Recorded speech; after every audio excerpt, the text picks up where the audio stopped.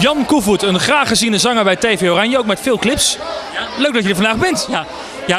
Het is vlak in de buurt hier.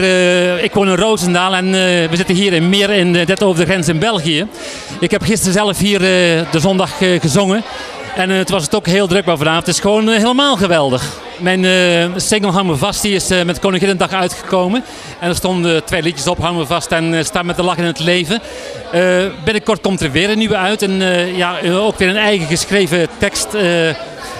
Ik denk, nou goed, binnen nu en 14 dagen komt hij uit.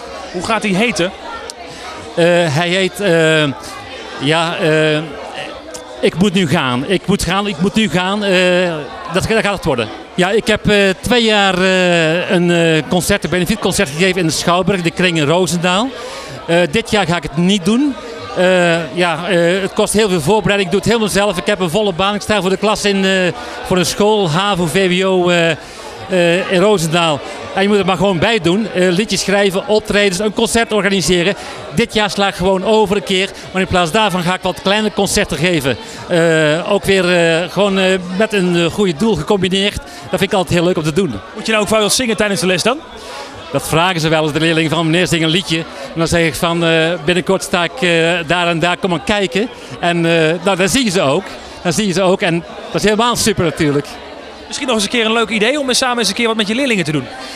Ja, ik heb zelfs gedacht aan een liedje te schrijven elk jaar. Goed, ik sta in examenklassen. Dan denk ik van, ja, die jongens die gaan de wereld in, die vliegen uit. Ik moet daar een keer een liedje over schrijven. Dat ga ik denk ik wel doen, ja.